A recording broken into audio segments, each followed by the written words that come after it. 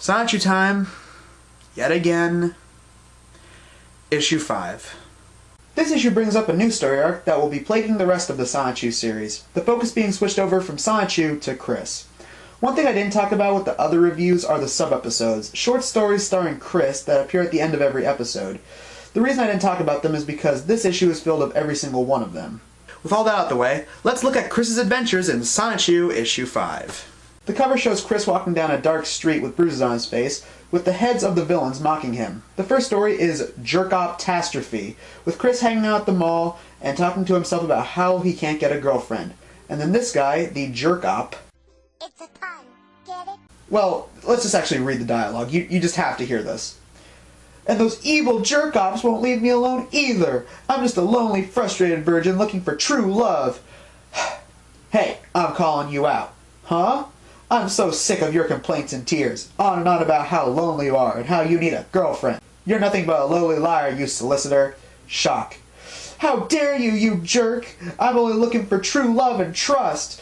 So just leave me alone, you villainous jerk-op. Well, anyway, Chris transforms into a Sonichu form and him and the head jerk-op have a fight scene. Give up now! Leave me alone and we can end this battle! No way, I'm not done with you yet. Bang. Barrier. Fuzzy wuzzies get you hugs, prickly wicklies give you slugs. You gave me a slug, so now time for my secret ultimate attack. So Chris shoots piss and ecto-cooler, I guess, out of his hands at the jerk-op, and apparently it curses the jerk-op to have eternal bad luck, including tripping, breaking his glasses, and his wife leaving him. I offer you a question. Is it worse to lose a fist fight, or is it worse to get eternal bad luck? I'd like to see what you guys answer. In the second story, The Rise and Fall of My Heart, this one begins with Chris at the mall trying to get a date, as this girl Hannah asks if he'd like to go to Starbucks with her. Chris responds with, "My love quest is finally over!" Just calm down, it's just an afternoon at Starbucks. Anyway, they go on a date, if you can call it that, and Sonichu eavesdrops and finds out that Hannah was actually dating Chris just to pull a joke on him and wasn't really romantically in love with him. And he goes to confront her. Hannah? Huh? Yes? I've just heard from a friend that you were pranking me. Please say it ain't so. Come on. Didn't you find me a bit interesting? Didn't you care a bit about me? Didn't our mini-date mean anything to you? Didn't you want to see me most often? No. I'm afraid that it's true. My friends just want me to play around with you. They thought it would be funny. Please pardon me a moment. Episode 3, Witch Confront, involves just another lame fight scene between Chris, Sonichu, and Mary Lee Walsh. There's really nothing to comment on, so skip. Episode 4, Mech Attack, has Chris at Malwart, oh gee, I wonder what they're lampooning, hanging out as the jerk-op from episode 1 comes back with backup. And out of nowhere, we get a new character called Darkbind Sonichu, who, and I'm not making this up, is a cross between Link and Darkwing Duck. Dude, I totally want to get on this too. Alright, so I have an idea for a new Sonichu character. He's a cross between Mario and Optimus Prime.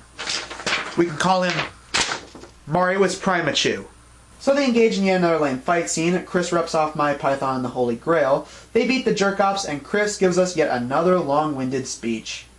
Now, as for you two mana jerks, the pain that you both are feeling now should be punishment enough for going against me in my quest for a boyfriend-free girl to love and trust. I do not care about your rules, either of you, or any male other than my father and myself. But let me make it perfectly clear that in my quest, it is very hard for me to find a girl due to the high boyfriend factor, and due to not wanting to risk getting punched in the face from a jerk. Also, since the ladies are unable to notice my person because they mostly have shopping on their minds, I have to loudly spell it out. So please, just leave me alone with my love quest.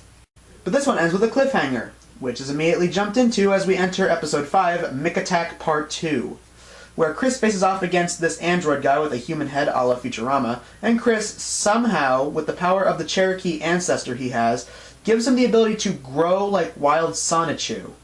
When did Wild Sonichu have growth powers? Are you just making stuff up and just putting it in the story with no explanation? Not only that, but he also summons Crystal, Chris's fictional sister he created for the comic. Yes. He has an imaginary twin sister that he created, yeah. But Chris goes Sonichu form again, and she turns into a Sailor Moon knockoff, and they knock the head off the android guy, and he goes flying all the way to Walsh's lair. Episode 6 is basically telling us how stupid jerk-ops are, along with a story that Chris faced off against one of them, yet again. And the cops get distracted with how, and I'm not making this up, hot Chris's sister is. Now, that is a very pathetic weakness, especially considering the fact that she's really nothing special to look at. And then, well, I have to read this too. You just have to hear it.